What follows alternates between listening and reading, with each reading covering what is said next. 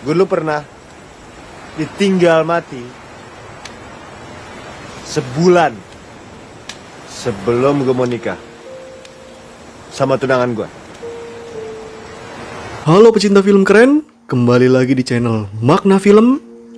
Setelah kemarin gue membahas 4 film pendek dari Rectoverso, kali ini gue akan membahas film kelima sekaligus film pendek terakhir dari Rectoverso. Film ini berjudul Hanya Isyarat dan disutradarai oleh Happy Salma. Film ini menceritakan tentang kisah yang sangat menyedihkan dari seorang perempuan bernama Al, karena dia gak bakal pernah bisa memiliki orang yang sangat dicintainya. Apa yang terjadi sehingga Al tidak dapat memiliki cinta sejatinya? Bagaimana Al akan menghadapi situasi tersebut? Langsung aja yuk kita mulai ceritanya. Film dimulai dengan adegan Al yang sedang merapikan barang-barangnya karena ia akan pergi traveling ke pantai bersama teman-teman milisnya. For your information, milis adalah sebuah komunitas yang berisikan orang-orang yang memiliki hobi yang sama di sebuah email. Al sudah bergabung dengan komunitas tersebut selama 1 tahun. Sesampainya di sana, Al melukis teman-temannya yang sedang bermain di pinggir pantai. Di sini Al menceritakan bahwa dia sangat mengagumi salah satu temannya. Dia mengagumi jalan pikirannya, tulisannya, dan caranya memandang dunia. Tapi di sini Al belum memberitahu siapakah di antara temannya yang ia kagumi. Ketika hari menjelang malam, mereka semua nongkrong di sebuah bar di pinggir pantai. Tempatnya keren banget deh pokoknya. Di sini Al kembali menceritakan bahwa ia sedang jatuh cinta kepada seseorang yang bahkan warna matanya belum ia ketahui. Al sedang asik melukis dan tidak bergabung dengan teman-temannya yang sedang mengobrol sambil menghisap sayuran Bob Marley. Tiba-tiba salah satu teman yang bernama Bayu mengajak Al untuk bergabung dan mengobrol bersama mereka. Lalu Tano mengusulkan untuk bermain sebuah games.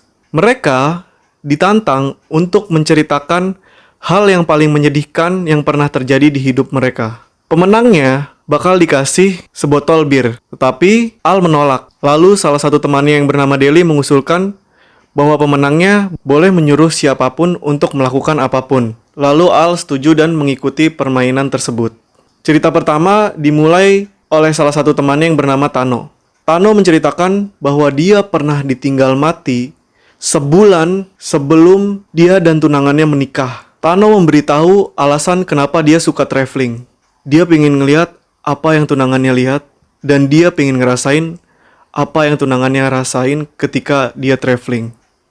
Kemudian, Bayu mengambil giliran kedua.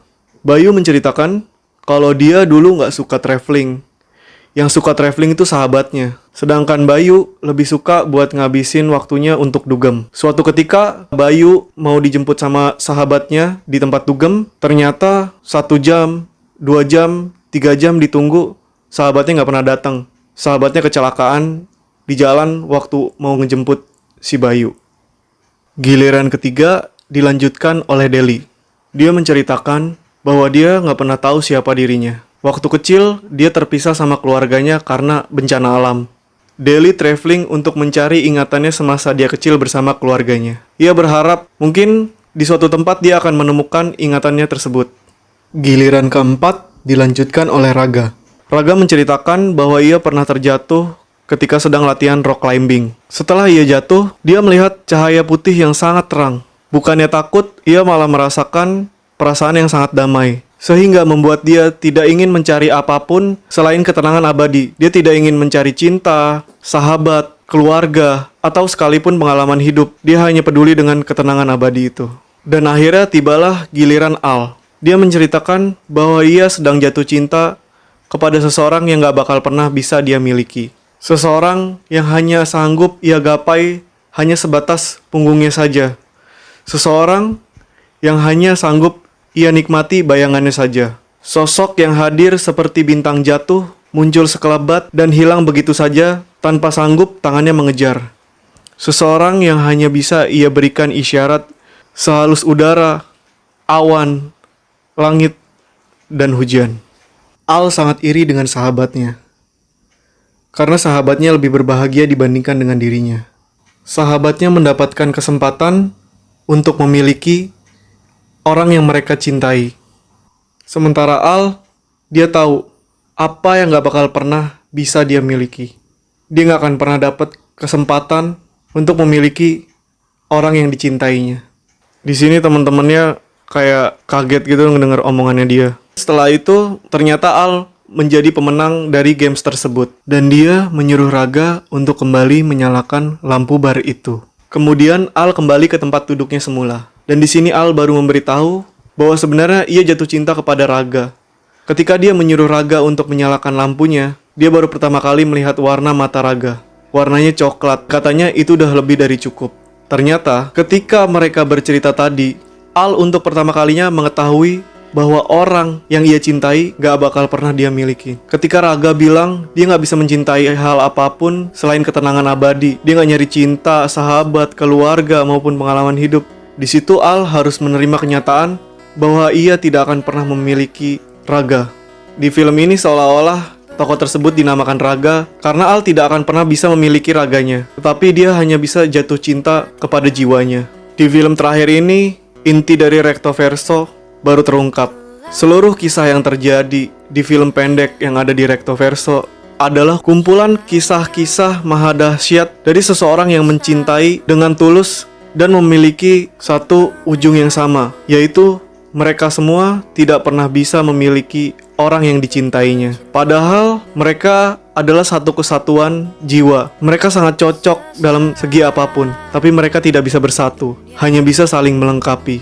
Mencintai dalam diam tanpa memerlukan balasan. Itulah arti sebenar dari Recto Verso. Dua bagian yang tak akan pernah bisa menyatu.